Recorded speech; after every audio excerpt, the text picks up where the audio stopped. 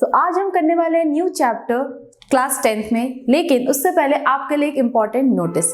क्या जैसे आप सभी को पता है कि आपके एग्जाम्स आने वाले हैं। नाउ दिस क्रुशियल पीरियड में आपके माइंड में बहुत सारे कन्फ्यूजन्स हो रहे होंगे, राइट। कौन कौन से क्वेश्चंस आपके माइंड में आ रहे हैं, आप हमसे शेयर कर सकते हैं। नाउ सिर्फ प्रॉब्लम शेयर करना इज नॉट अ सोल्यूशन, उसका सोल्यूशन क्या है वो सोल्यूशन देंगे हम अपने क्रैश कोर्स में। जैसे कि आप देख सकते हैं हमारे जो क्रैश कोर्स है वो स्टार्ट हो चुके हैं 7 दिसंबर से। आप वहाँ पे अपने जितने भी डाउट्स है क्लियर कर सकते हैं। आपको चैप्टर वाइज जितने भी डाउट्स है वो क्लियर कर सकते हैं। साथ ही साथ जो हमारी एग्जाम स्ट्रैटेजी क्या रहनी चाहिए वो हम डिस्कस करेंगे। नॉट ओनली दैट, एग्जाम्स में कौन सी स्ट्रैटेजी आपको देखनी है, कौन सा सेक्शन आपको फर्स्ट करना है, कौन सा सेक्शन बाद में करना है, इसके ऊपर डिस्कस करेंगे। सिर्फ समरी जानना इज नॉट एनफ, इसीलिए जो बैकग्राउंड है, थीम्स है, जो टाइटल है, उन सभी के ऊपर बात करेंगे। नॉट ओनली दैट, हम इस पूरे लेसन को बाइलिंगुअल क्लासेस में लेंगे। नॉट ओनली दैट, हम इंस्टेंट डाउट सेशन भी रखेंगे जिसमें आपके जो डाउट्स है वो क्लियरली उसी टाइम इंस्टेंटली सॉल्व हो जाएंगे।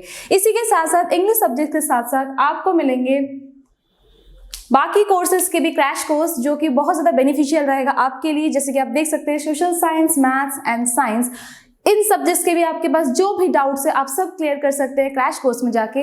नाउ क्रैश कोर्स ज्वाइन करने के लिए आपको क्या करना है, आपको कुछ नहीं करना है, बहुत सिंपल स्टेप्स है। सबसे पहले आपको गूगल में जाना है। गूगल में जाके आपको tinios.in साइट जानी है, वेबसाइट जानी है। जैसे ही आप वहाँ पे लॉग इन करेंगे वहाँ पे आपको पेज आएगा वेलकम, राइट। जैसे आप वेलकम पेज में जाएंगे वहाँ जाके आपके पास ऐसे ही स्क्रीन आ जाएगा जहाँ पे लिखा रहेगा बाय कोर्स।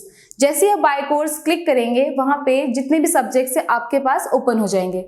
जैसे आप कोर्स ओपन करेंगे उसके नीचे लिखा रहेगा बाय नाउ, और जैसे ही आप बाय नाउ में क्लिक करेंगे आपके पास आ जाए registration option right hand side में। और रजिस्ट्रेशन साइट जैसे ही आपके पास आ जाएगी आपको अपनी Gmail ID and password create करना है। जैसे आप क्रिएट कर देंगे आपके पास ऑप्शन आएगा पेमेंट का, और जैसे ही आप पेमेंट कर देंगे आपके ड्रेस बॉक्स में आ जाएगा हमारे सारे कोर्स के लिंक्स एंड जितने भी आपने डाउनलोड किए क्रैश कोर्स। सो वहां जाके आप जितने भी कोर्सेज हैं देख सकते हैं, कर सकते हैं और बहुत कुछ सीख सकते हैं।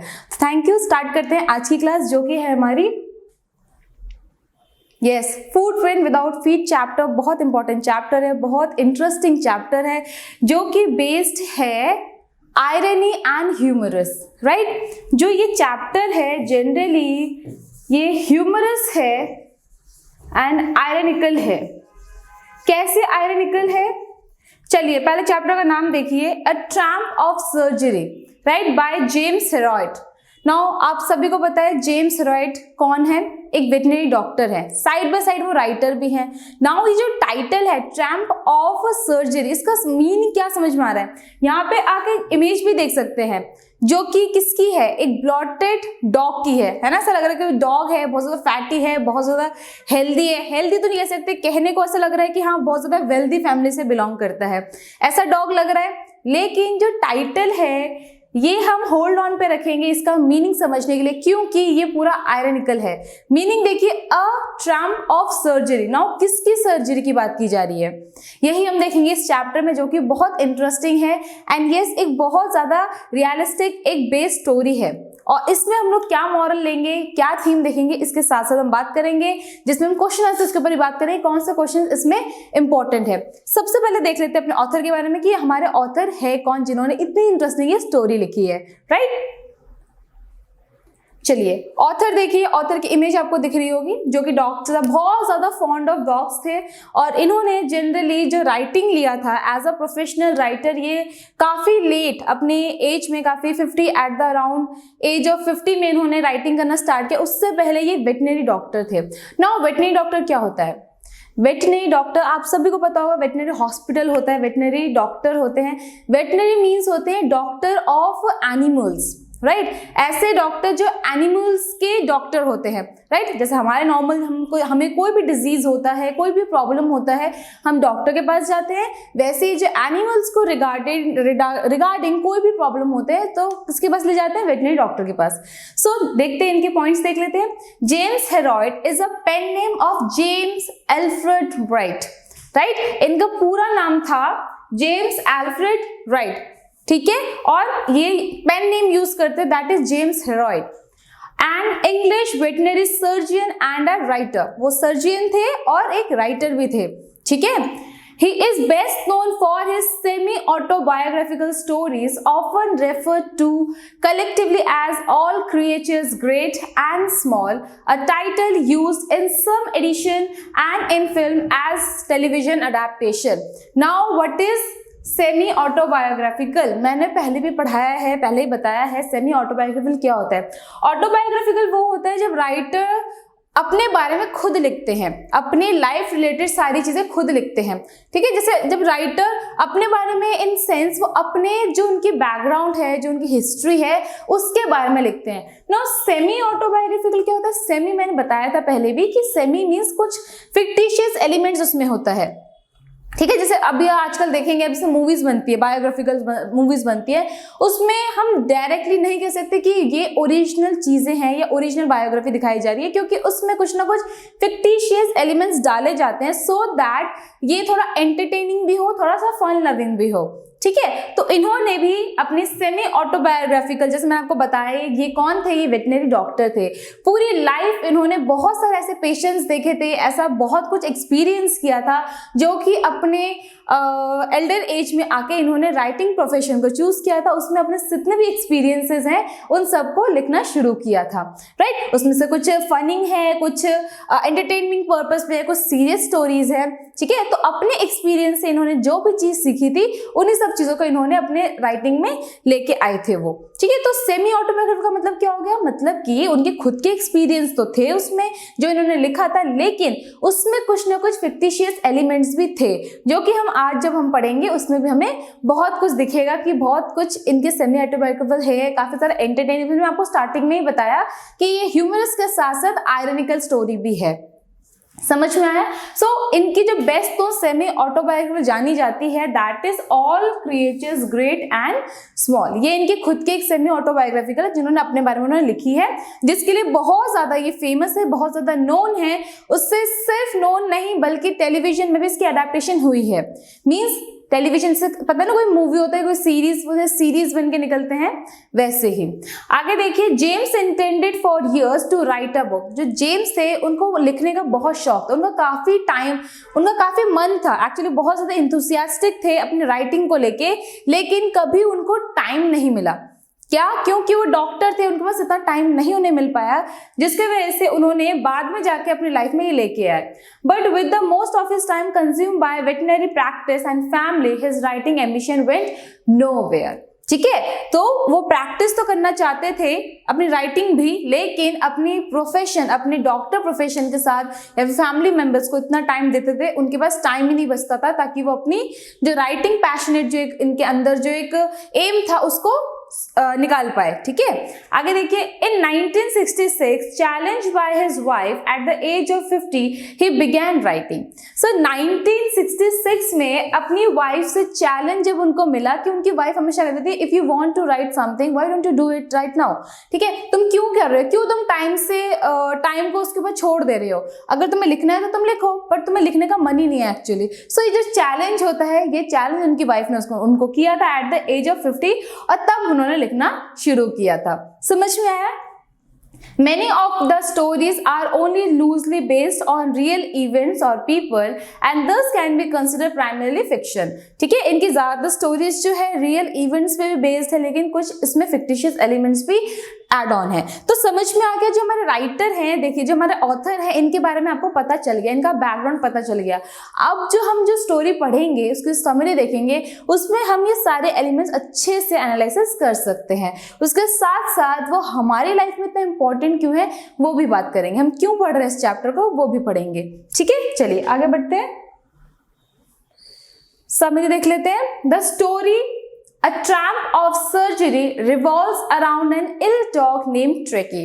Now जो Tricky है, आप कह सकते हैं जो Tricky है ये हमारा प्रोटैगनिस्ट तो नहीं, लेकिन बहुत मेन इंपॉर्टेंट रोल है, क्योंकि जो Tricky है इसी के रिवॉल्व पूरी स्टोरी जा रही है और इसी से बेस सब कुछ है, ठीक है। इसी के बेस सारी स्टोरीज रिवॉल्व करेगी।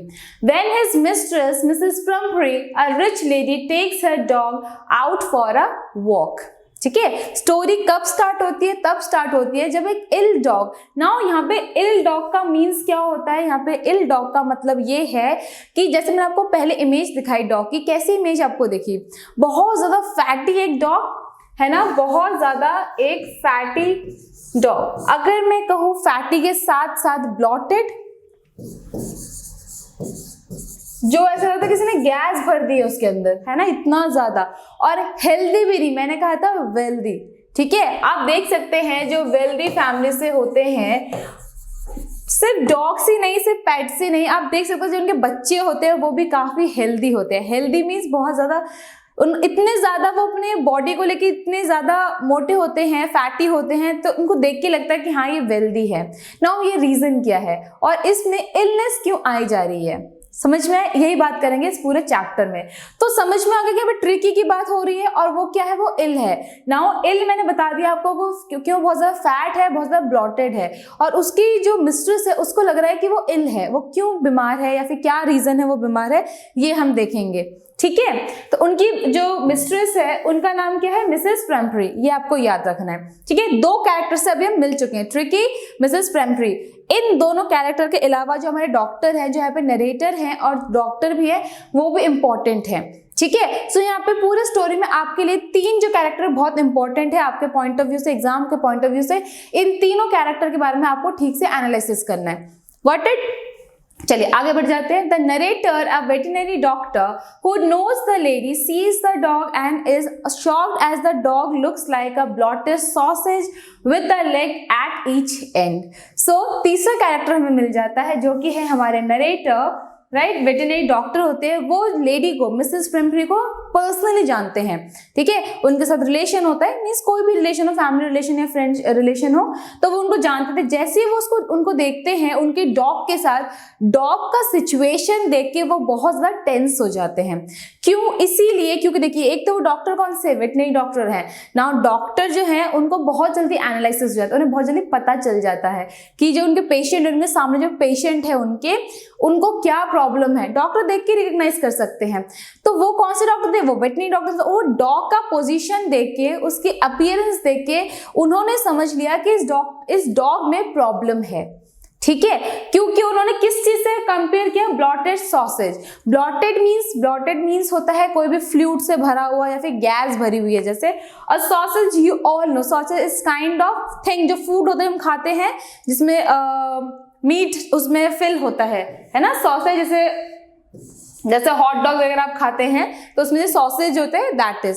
तो वो किससे कंपेयर करें? वो ब्लॉटेड सॉसेज कह रहे हैं जिसके चारों तरफ से उसकी टांगे निकल रही है, ठीक है। मीन्स वो इतना ज्यादा ओवरवेटेड है जिसकी वजह से जो उसके लेग्स है वो अच्छे से मूव नहीं कर पा रहे। और ये चीज हम भी देख पाते हैं अपने, अगर आप सोसाइटी में निकले ऐसे अगर आप देखें तो ऐसे बहुत सारे डॉग्स होते हैं जो पेट डॉग्स होते हैं। अगर आप स्ट्रीट डॉग्स देखेंगे वो बहुत ज्यादा एक्टिव होते हैं, काफी ज्यादा हेल्दी लगते हैं। वो फिजिकल अपीयरेंस से देखें तो उतने ज्यादा स्ट्रांग नहीं लगता, ऐसा लगता है कि बहुत वीक है, लेकिन वो बहुत ज्यादा फुर्तीले होते हैं, बहुत ज्यादा एक्टिव होते हैं, रैदर देन जो पेट घर में होते हैं, जो लोग बहुत अच्छे से उनका केयर करते हैं। आप देखेंगे दोनों में बहुत ज्यादा डिफरेंस होता है, ठीक है। सो जो घर में जो पेट डॉग्स होते हैं उनमें क्या डिफरेंसेस होते हैं और जो स्ट्रीट डॉग्स में क्या होते हैं उनके क्या डिफरेंस, आप खुद ही उस चीज को मैच कर सकते हैं ना। आपको क्या लगता है जो ये पेट डॉग्स होते हैं ये ज्यादा हेल्दी होते हैं या फिर जो स्ट्रीट डॉग्स होते हैं बहुत ज्यादा हेल्दी होते हैं?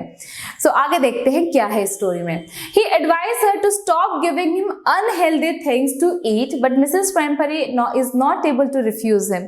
तो जो डॉक्टर हैं वो क्या एडवाइस देते हैं? वो ये देते हैं कि इसकी ये जो कंडीशन है, देखिए ये कंडीशन क्यों होती है। जनरली अगर स्ट्रीट डॉग की बात मैं करूं तो स्ट्रीट डॉग्स क्या होते हैं, वो अपना फूड खुद ढूंढते हैं, वो पूरे टाइम फ्रीली घूम रहे होते हैं, उनको जो मन करता है वो करते हैं। बाकी जो डॉग्स होते हैं उनके साथ वो खेलते हैं। लेकिन जो पेट डॉग होता है वो हमेशा कहाँ होता है? वो हमेशा घर में रहता है। अब घर के अंदर ज्यादा मूवमेंट तो नहीं होती, ज्यादा फिजिकल एक्टिविटी भी नहीं होती और उसे खाना भी उसी के मुंह के पास लाके दे दिया जाता है, उसे कोई मेहनत नहीं करनी पड़ती है, ठीक है। और जनरली क्या ये लोगों की हैबिचुअल एक नेचर होती है, जैसे आप कुछ खा रहे हो, अगर आप बहुत ज्यादा फॉन्ड हो किसी भी एनिमल से, आप क्या करोगे उसी को, आपका जो पेट एनिमल है आप उसको भी बस चीजें ऑफर करते हो। जैसे कि यहाँ पे ट्रिकी है, इसको केक, चॉकलेट्स ये सब इतनी पसंद है कि हमेशा इन्हीं चीज़ों में खोया रहता था ये, ठीक है। ये कभी भी खाना देने के टाइम कभी भी रिफ्यूज़ नहीं करता था। आप कभी भी उसको दे सकते हैं खाना, आप जब भी उसे खाना दोगे वो खाना स्टार्ट कर देगा, ठीक है। और इसी की वजह से जो इसकी लेजीनेस है बहुत ज़्यादा बढ़ गई थी, राइट। और उसी के वजह से जो उसका फिजिकल अपीयरेंस था धीरे धीरे बिल्कुल चेंज हो गया था, और जो कि कंसर्नेबल एक थिंग थी, ठीक है, सोचने वाली बात थी। नाउ जो डॉक्टर है वो क्या एडवाइस देते हैं, वो ये कहते हैं कि इसका अनहेल्दी फूड आप बंद कर दीजिए। ये जो केक, पेस्ट्रीज, चॉकलेट्स होता है, इसमें क्या होता है, इसमें ज्यादा कैलोरीज होती है। अगर आप फिजिकल एक्टिव नहीं हो, जनरली अगर हम इंसान हम भी अगर फैट फूड ज्यादा लें, अनहेल्दी डाइट अगर चार्ट हम फॉलो करें, तो हमारी भी हालत ऐसी ही हो जाती है। आजकल आप देख सकते हैं बहुत लोग का यही प्रॉब्लम होता है कि हम इतने ज्यादा फैट हो गए हैं, हम इतने ज्यादा जिम वगैरह लोग ज्वाइन करते हैं, ठीक है। गर्ल्स के लिए भी ये प्रॉब्लम होता है कि हम मोटे हो गए हैं। ये सब क्यों होता है? क्योंकि आजकल की जो मॉडर्न लाइफस्टाइल है जिसमें हम बिल्कुल खो चुके हैं, इस वजह से होता है। सो डॉक्टर क्या एडवाइस देते हैं यहाँ पे ट्रिकी को, ये देते हैं कि इसके जितने अनहेल्दी थिंग्स है खाने की, ये सब बंद कर दो आप, ठीक है। और उसको, लेकिन मिसेस प्रेमफेरी की क्या वो थी, प्रॉब्लम थी कि वो इतनी ज्यादा फॉन्ड थी उससे, वो इतनी ज्यादा उससे प्यार करती थी ट्रिकी से, कि वो उसे कभी खाने से मना करती ही नहीं थी, ठीक है। कभी भी उसको रिजेक्ट नहीं कर पाती थी या से उसे मना नहीं कर पाती थी, क्योंकि वो बहुत ज्यादा, देखिए ये जो केयर है ना, ये केयर उनकी बन गई थी ओवर केयर। और कोई भी बात आप देख लीजिए, कहीं पे भी जब ये ओवर वर्ड आ जाता है ना, ओवर, ये हमेशा प्रॉब्लमेटिक सिचुएशन क्रिएट करता है। कभी भी किसी भी सिचुएशन, ओवर केयर हमेशा आपको एक प्रॉब्लम में ही डालेगा, ठीक है। चलिए आगे देखते हैं। Soon he fall sick and call for the doctor. Now क्या होता है, जैसे ये इन्हें एडवाइस देके चला जाता है तो उन्हें लगता है, डॉक्टर को लगता है कि शायद उनकी एडवाइस मानी जा रही है, लेकिन कुछ दिनों बाद ही उनका कॉल आ जाता है और उन्हें पता चल जाता है कि उन्होंने जो एडवाइस दी थी वो उन्होंने फॉलो नहीं की है, ठीक है। उस ट्रिकी को उन्होंने इन सब चीजों को मना नहीं किया, और ट्रिकी इस वजह से, और उसकी प्रॉब्लम क्या थी, उसकी प्रॉब्लम ये थी कि वो बहुत ज्यादा अनहेल्दी खा रहा है और इसी वजह से बहुत ज्यादा लेजी हो रहा है, इसी वजह से उसको ये सारी प्रॉब्लम्स आ रही हैं। और उसकी सोल्यूशन क्या है, उसका सोल्यूशन ये है कि उसका हेल्दी डाइट जो है वो स्टार्ट कर दिया जाए और उसको फिजिकल एक्टिव करवाया जाए, लेकिन ये चीज नहीं हो रही थी। और एज पॉसिबल क्या हुआ, वो बीमार पड़ गया, ठीक है। और कॉल किसको किया, डॉक्टर को कॉल किया गया। Now the narrator Mr Herriot then somehow takes Tricky the dog to the hospital even though he knows that Mrs. Pumpkin is not ready to leave her dog. Now जैसे उनको call किया जाता है, mister जो doctor होते हैं, mister हेरॉइड, उनका name जो है मिस्टर हेरॉइड है, ठीक है। सो मिस्टर हेरॉइड पर्सनली वहां पे जाते हैं, क्योंकि उन्हें पता होता है जो मिसेस प्रेमफ्री है वो बहुत ज्यादा फॉन्ड है और वो डॉग को हॉस्पिटल लाने की मंजूरी नहीं देंगी, ठीक है। वो नहीं मानेंगे उसको यहाँ पे हॉस्पिटल में लेके आने के लिए, और वो बहुत ज्यादा अपसेट हो जाएंगी। इसी वजह से वो खुद पर्सनली गए और जाके लेके आए। अब जो ट्रिकी गया, ट्रिकी के साथ साथ उसके जितने सामान है, जो उसका कंफर्ट लाइफ है, वो भी साथ साथ उसके गया, उसका बेड, उसका कुशन, सब कुछ, उसके जो जो वो यूज करता था सारी चीजें, वो सारी चीजें उसके साथ गई, ठीक है। आगे देखिए। Then he takes the dog along, put a bed for him in his surgery. So उसके साथ साथ उसके जो सामान थे वो भी लेके गए वो। आगे देखिए, the doctor gives Tricky nothing to eat for the first 2 days except water. Now जो डॉक्टर है उनको उसकी प्रॉब्लम पता थी। क्या प्रॉब्लम थी उसे? क्योंकि वो बहुत अनहेल्दी फूड खा रहा था और पूरे टाइम खाता रहता था वो। और ये सोल्यूशन इसका क्या था, उन्होंने ये सोल्यूशन निकाला कि अब इसे खाना ही नहीं मिलेगा। और पहले 2 दिन उन्होंने उसको कुछ भी खाने को नहीं दिया, सिर्फ पानी पिलाया, ठीक है। क्या पिलाया? सिर्फ पानी पिलाया। On the 3rd day, he wanted to go out and started playing with the bigger dogs when he was taken out. Now, अब उनको क्या किया गया, उस डॉग को क्या किया गया, ट्रिक को, उसको जाके बाकी जो उसके, देखिए अब वहाँ पे हॉस्पिटल है, वहाँ पे बाकी सारे जैसे पेशेंट्स रहते हैं नॉर्मल हॉस्पिटल में, वैसे ही वेटनरी हॉस्पिटल में बाकी डॉग्स भी होंगे वहाँ पे। नाउ जब ट्रिकी ने देखा उसी की तरह बहुत सारे डॉग्स भी हैं, लेकिन हाँ उसकी तरह इतने ज्यादा कोई ब्लॉटेड नहीं है, तो उसने क्या किया, अपने एनवायरमेंट में जैसे ही वो गया, अपने एनवायरमेंट में घुलना स्टार्ट कर दिया, उसने मिक्सअप होना शुरू कर दिया, अपने बाकी डॉग्स को खेलना शुरू कर दिया, ठीक है। तो वहां जाके उसने 3rd डे उसने अपने आप को थोड़ा मूव करने की कोशिश की। और इतने दिनों से क्या हो रहा था, इतने जब अपने घर पे था वो बहुत ज्यादा लेजी हो गया था, सब कुछ मिल रहा था उसे, वो आराम से उस चीज को एंजॉय कर रहा था, लेकिन यहाँ पे आके उसने अपने आप को मूव करना शुरू किया, जो कि उसके लिए नेचुरल चीज है। डॉग्स मूव करेगा, घूमेगा फिरेगा, यही नेचुरल है। ठीक है, आगे when also he also licked the bowl of other dogs clean on the third day। Now पहले उसको कैसे मिलता था खाना, उसी के मुंह के सामने लाके उसको खाना दे दिया जाता था, लेकिन अब उसे खाने के लिए भागना पड़ता था। जहां पे खाना दिया जाता था वहां पे से जाके खाना खाना पड़ता था, बाकी लोग साथ शेयर करना पड़ता था। ठीक है, तो यहाँ पे आके जो उसकी लाइफ स्टाइल है वो नॉर्मल होनी शुरू हो गई। जनरली यहाँ पे एक और बात अगर हम कहें, जैसे कि छोटे बच्चे होते हैं, छोटे बच्चे आजकल आप देखेंगे मॉडर्न वर्ल्ड में बच्चे कैसे हो गए हैं, इंटरनेट में घुसने, इंटरनेट लाइफ में जैसी आ चुकी है, सब कुछ फैसिलिटीज आ गई है, वैसे ही लाइफ बिल्कुल अलग हो गई है। कैसे? बच्चे आजकल आउटडोर गेम्स कम खेलते हैं, इंडोर गेम्स ज्यादा खेलते हैं। वीडियो गेम्स हो गए, फोन में गेम्स हो गए, पूरे टाइम फोन में ही लगे रहते हैं। जनरली पढ़ाई करना पड़ता है, उसके लिए फोन यूज करते हैं, फिर गेम भी खेलना होता है, फिर टीवी भी देखना होता है, सब कुछ क्या एक जगह बैठे बैठे सब कुछ हो जाता है। लेकिन पहले बच्चे क्या करते थे, पहले बाहर जाते थे, खेलते थे, प्लेग्राउंड जाते थे, बहुत कुछ फिजिकल एक्टिव रहते थे। लेकिन अब क्या हो रहा है, सिचुएशन बिल्कुल अलग हो गई है। और पेरेंट्स को क्या लगता है, अगर थोड़ी सी भी प्रॉब्लम होती है, पेरेंट्स को लगता है कि शायद उसके डाइट में प्रॉब्लम है और उसको अच्छी तरह से खाना देना स्टार्ट करते हैं। जैसे कि यहाँ पे मिसेस प्रेम्परे ने ट्रिक के साथ किया था, उसे हॉर्लिक्स देते थी, उसको केक्स देते थे, चॉकलेट्स देते थे, उसे जो पसंद है उसे सब मिलता था। ठीक है, ऐसे बच्चों के साथ भी करते हैं। और धीरे धीरे हम क्या देखते हैं, जो बच्चे हैं वो ऑब्सेस्ड हो जाते हैं। ठीक है, ओबेसिटी का शिकार बन जाते हैं।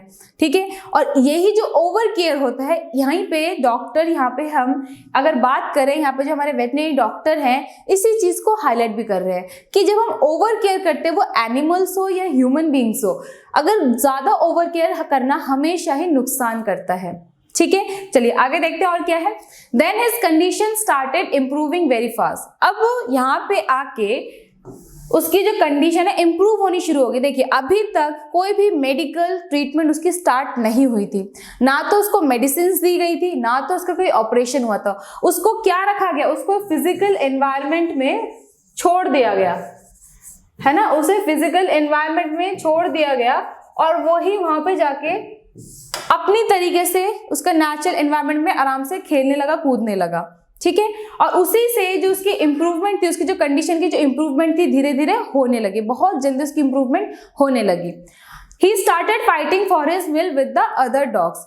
अब देखिए, जैसे नॉर्मल उसे खाना खुद ही मिलता था, लेकिन अब एक प्रॉपर एक जगह होती थी, वहां जाके लोग बाकी डॉग्स को छोड़ दिया जाता था। सब लोग अपने फूड के लिए, मीन्स अपने हक के लिए लड़ना होता था, अपने फूड के लिए लड़ना होता था। तो अब उसने लोगों के साथ, बाकी डॉग्स के साथ लड़ना शुरू कर दिया अपने मिल के लिए। तो इस चीज के लिए क्या चाहिए, फिजिकल अपीयरेंस चाहिए, फिजिकल स्ट्रेंथ चाहिए, और वो इस चीज को यूज करने लगा।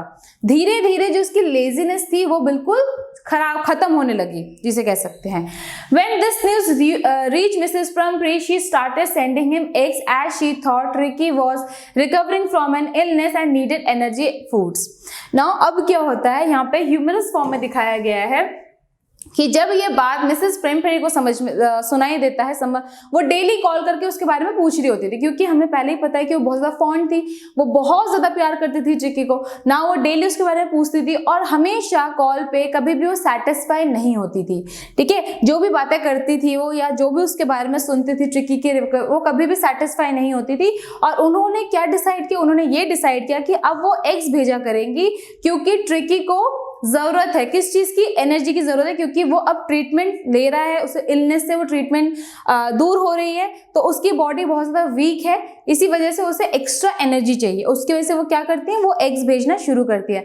नाउ वो जो एग्स भेजती हैं, बाद में वो वाइन्स भी भेजना शुरू करती है, सो दैट उसके ब्लड में इनरिच करे। ठीक है, उसको ब्लड में काफी ग्रो करे। इसी वजह से उन्होंने क्या किया, एग्स और वाइन्स भेजने शुरू किया। लेकिन वो सब कौन खा रहा था, हमारे डॉक्टर। देखिए, Mr Herriot and his partner started eating those eggs. So ये जो एग्स थे, किसने खाना शुरू किया, जो हमारे डॉक्टर थे उन्होंने, और जो उसके पार्टनर्स थे उन्होंने खाना शुरू कर दिया। सो ये एग्स जो थे ये किसके लिए आए थे, ये ट्रिकी के लिए आए थे, लेकिन कौन खा रहा था, डॉक्टर। ठीक है, समझ में आ गया। सो डॉक्टर को उसकी प्रॉब्लम पता थी, डॉक्टर को ये पता था उसको कितना डाइट चाहिए, उसे कितना खाना चाहिए, और जितना उसे खाना चाहिए उससे ज्यादा उसे एक्टिव होना चाहिए। वो जितना फिजिकल एक्टिव रहेगा, जितना वो अच्छे से मूव करेगा, अच्छे से घूमेगा फिरेगा, उतना वो हेल्दी रहेगा। जितना कम खाएगा उतना वो हेल्दी रहेगा, क्योंकि उसने खा खा के अपने पूरे फिजिकल अपीयरेंस को खराब कर दिया है। ठीक है, और ये सारी बातें मिसेस प्रेमफेरी को नहीं मालूम थी। ठीक है, आगे देखिए। For improving Tricky's blood, she started sending in bottles of wines, which was again consumed by Mr. Heroic. So वो bottles of wines भी भेजना शुरू कर देती है। वो भी जनरली कौन खाता है? मिस्टर हेरोइड और उसके जो पार्टनर्स थे। ठीक है, समझ में आ गया। That was the time when Mr. Heroic thought he would really like to keep Tricky as a permanent guest in the surgery.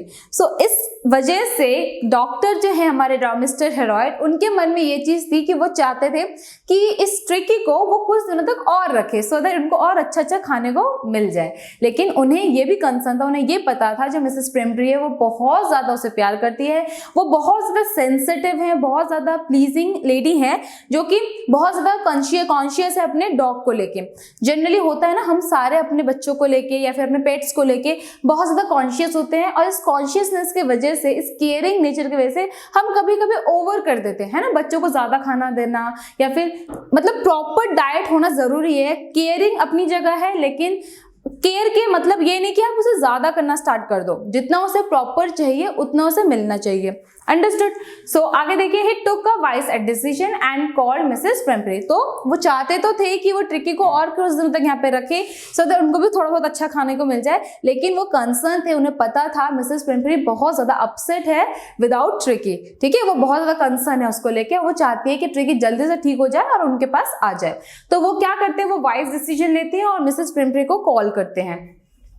As she was really worried and on this side Tricky was ready to see his mistress. Now यहाँ पे जो tricky था वो भी ready था अपने mistress से मिलने के लिए। यहाँ पे फोर्टनाइट की बात की गई है। फोर्टनाइट मतलब होता है 2 weeks.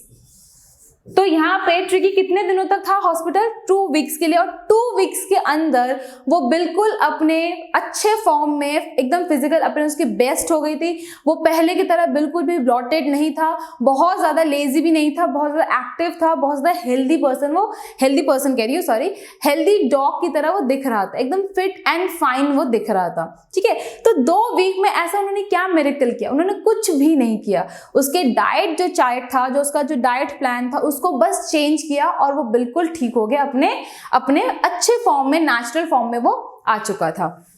His mistress said that she won't be able to ever thank him for what he had done, and also that his surgery had been successful as Tricky was now cured. Now अब वो क्या करती है, वो ये बोलते हैं कि मैं इतनी ज्यादा ग्रेटफुल हूँ, मैं नहीं पता। जब वो देखती हैं, जब वो ट्रिकी को देखती हैं, और ट्रिकी जब जैसे अपनी मिस्ट्रेस को देखती है, जैसे वो भाग के आता है अपनी मिस्ट्रेस के पास, जिसकी हिम्मत नहीं थी चल के जाने की, वो भाग के जब दौड़ के अपनी मिस्ट्रेस के पास आता है, ये सारे अपीयरेंस देख के मिसेस प्रेमफेरी बहुत ज्यादा खुश हो जाती हैं, और वो ये बोलते हैं कि वो डॉक्टर की वो जितनी हेल्पफुल है, वो जितनी ज्यादा ग्रेटफुल है उनको लेके, वो उस चीज को एक्सप्रेस नहीं कर पा रही है। वो उनकी आंखों में आंसू आ गया था, बहुत ज्यादा इमोशनल हो गई थी, बहुत ज्यादा सेंसिटिव हो गई थी ट्रिकी को दोबारा से उस फॉर्म में देखने के लिए। उन्हें ये लगा शायद ये कुछ सर्जरी या फिर कुछ मिरेकल है या मेडिसिन के कमाल है, लेकिन जो हमें पता है, डॉक्टर को पता है कि ऐसा कुछ नहीं था। सिर्फ उसे नेचुरल एनवायरनमेंट में दिया गया, उसे फिजिकल एक्टिव रखा गया और उसे कुछ भी नहीं दिया गया। ठीक है, और उसको कोई भी एक्स्ट्रा चीजें की जरूरत नहीं थी, क्योंकि उसकी जो प्रॉब्लम थी वो यही थी, जब ओवर केयर की वजह से उसे इतना ज्यादा सफर करना पड़ रहा था, जिसकी वजह से वो भी सफर हो रहा था और मिसेस जो प्रेमफेरी है वो भी सफर हो रही थी। ठीक है, समझ में है? चलिए आगे चलते हैं। समरी की बात तो कर ली, टाइटल की बात करते हैं, जो कि मैंने आपको होल्ड ऑन पे रखा था। Title of the story is appropriate because dog was spared without the dose of medicine.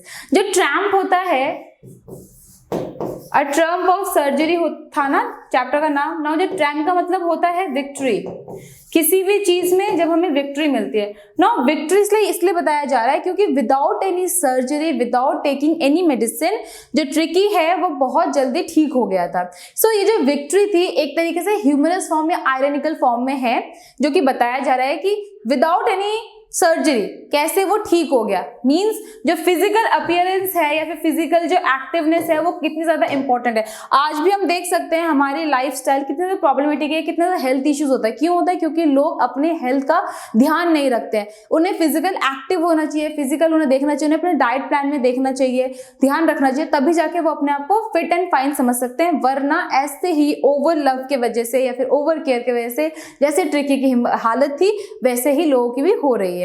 ठीक है, सो इस स्टोरी से हमें 2 लेसन भी मिल जाते हैं, एक तो ह्यूमन बीइंग की भी और एक एनिमल को भी। ओवर केयर हमेशा डिस्ट्रक्शन ही लेके आता है, रिव्यू नहीं करता है लाइफ को। सो ओवर केयर आपको नहीं करना है। आगे देखिए, looking at the dog after fortnight Mrs Pumphrey was very happy and after knowing that Mr Herriot did it all without any medicinal treatment she named it as a triumph of surgery. So fortnight मतलब आपको मैंने पहले ही बताया ना, Fortnite मतलब होता है 14 days, जो कि 2 वीक्स कहते हैं इसको, 2 वीक्स और 14 डेज। ठीक है, फोर्टनाइट को यही कहते हैं, एक्चुअल में इसका मीनिंग यही है।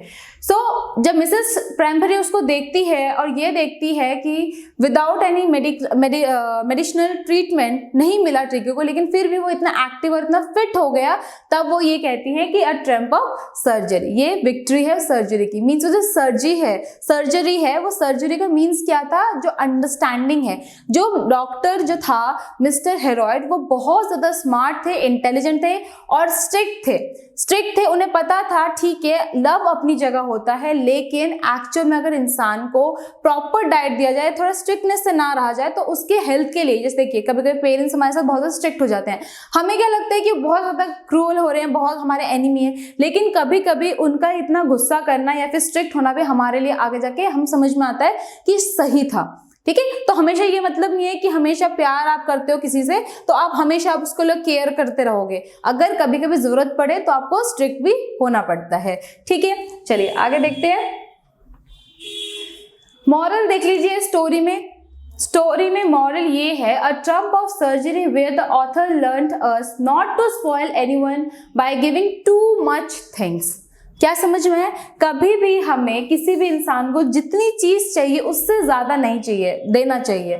जनरली हमारे पास क्या है, अगर हमें कोई भी चीज मिल जाती है आसानी से, तब हम उसकी क्या करते हैं, कदर करना भूल जाते हैं, या फिर वो चीज हमेशा हमारे लिए इतना ज्यादा इंपॉर्टेंस नहीं रखता है। इसीलिए जितनी जरूरत होती है हमें उतना ही मिलना चाहिए और उतना ही हमें खुद भी ये रियलाइजेशन करना चाहिए। क्योंकि वो ये कह रहे हैं कि अगर हम किसी को ज्यादा चीज दे देते हैं, मिल जाती है, वो क्या होती है, स्पॉइल हो जाती है।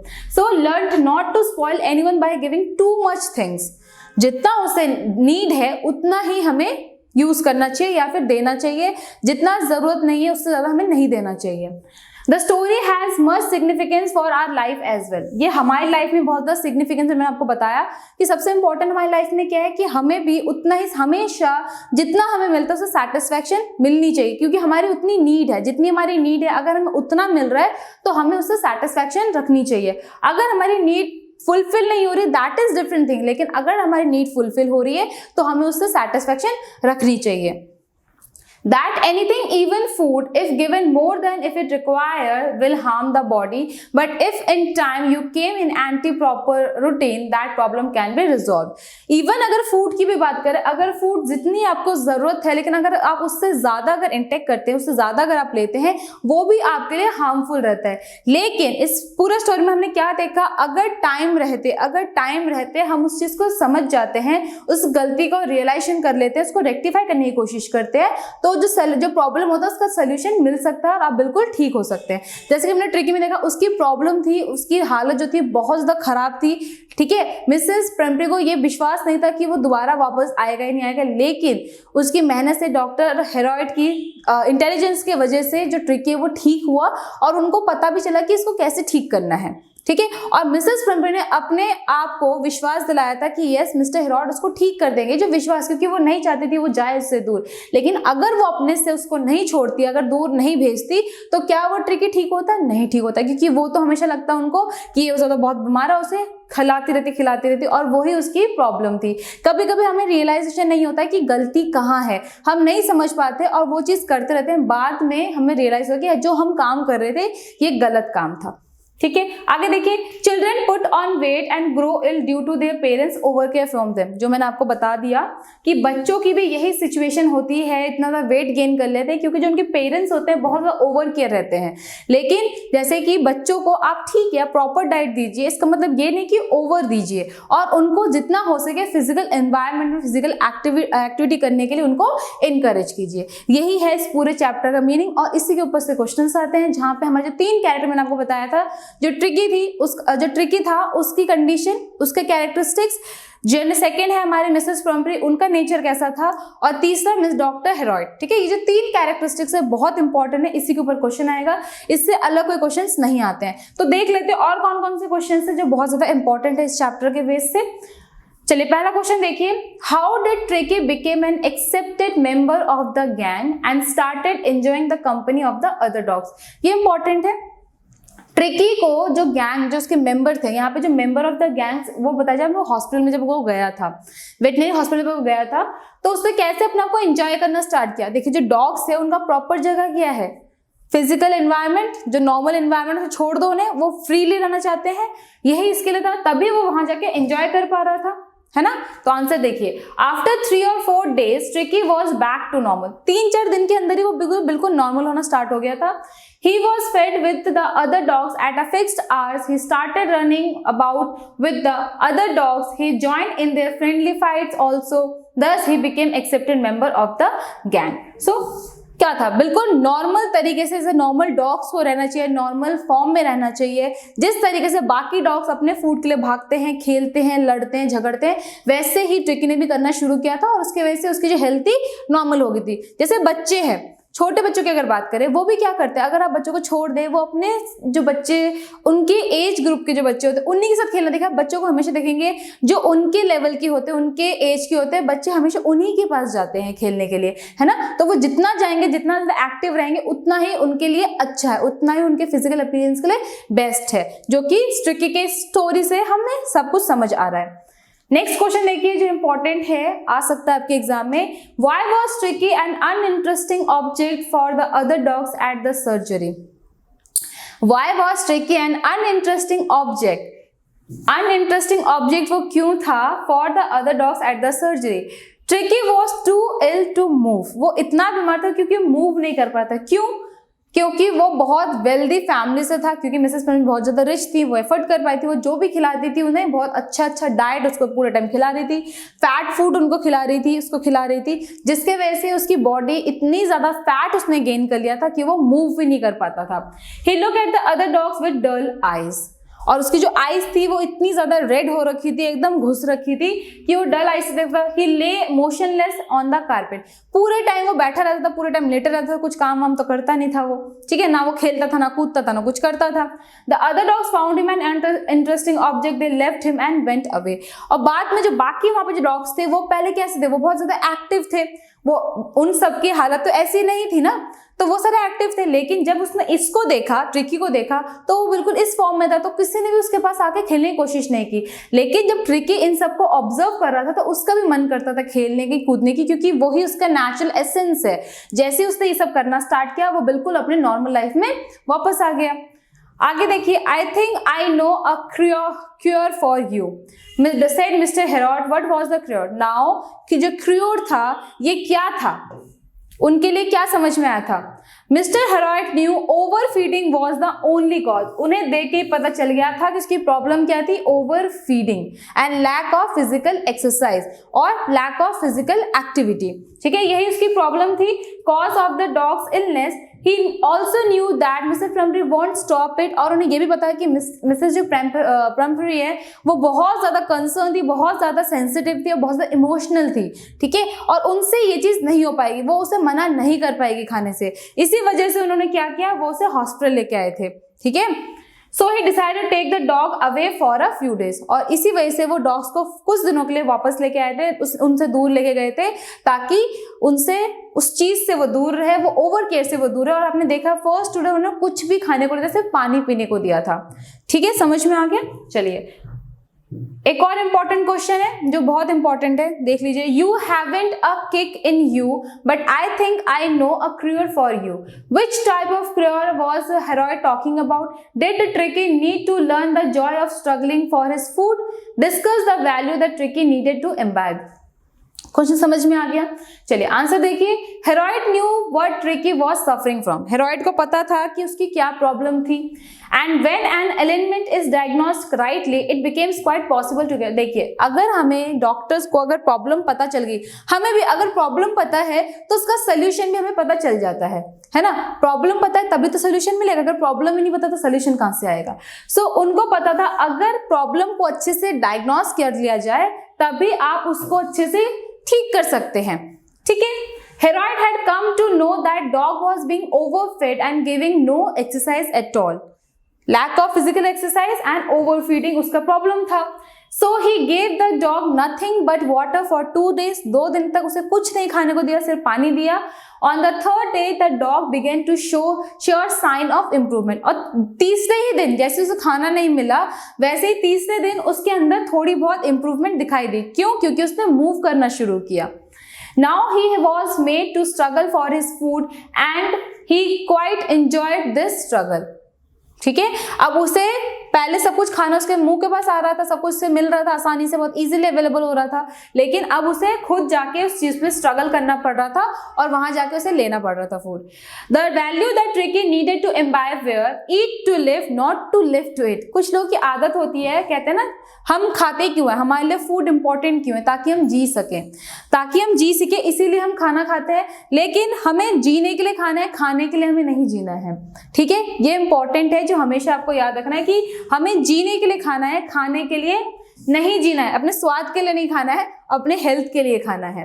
And no meal can be so tasty as one earn through hard labour. और जो इंसान मेहनत करके अपने फूड को कमाता है, खाता है, वही एक्चुअल फूड होता है और उसी में जो हैप्पीनेस होती है वो हमारे हेल्थ को भी दिखती है और हमारे अंदर भी रहती है वो चीज़।